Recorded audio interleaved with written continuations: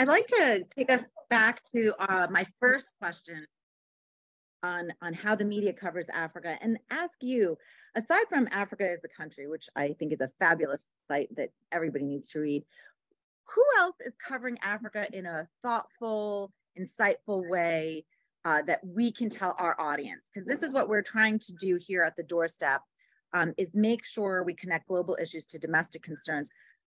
What do you read? What would you recommend for our audience?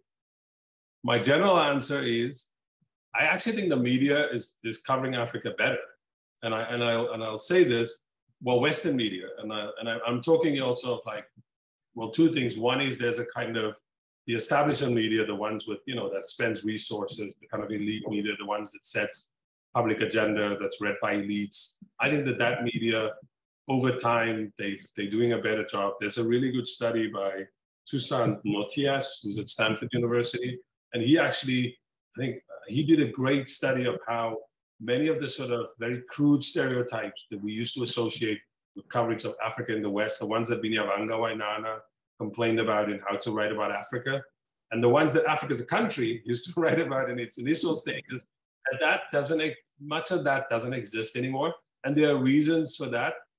One is that in some instances, Western publications, they've employed Africans as correspondents. So the New York Times' East Africa correspondent is actually of Somali, Kenyan origin. So that's an interesting, the bureau chief there's, so that changes. There's also in South Africa, I know they use some South African reporters as part of their team. So if they report a story, you'll see the name of the foreign correspondent working with a local reporter. They also, in the sort of the media around their reporting, they'll put those people also near the front. So the role of the foreign correspondent has changed. You just don't write anymore for your audience back home. You're also now writing, your story goes out on the internet. So the people you're writing about, they reading it also. So there's many, I'm sort of just getting to, pointing out to many of the factors that I think has improved the coverage. So in general, I think that the coverage has gotten better. And I'm talking here, as I said, about sort of elite media with lots of resources, New York Times, Washington Post, even the Wall Street Journal does really great coverage on Africa. I think people sleep on them, they're really good. Foreign policy, foreign affairs.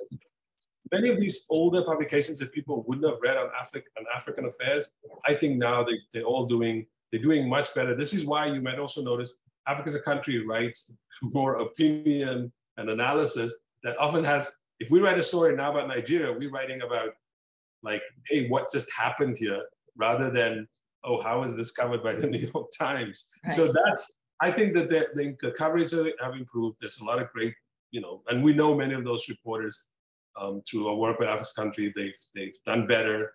And so I'm pleased with what I'm seeing.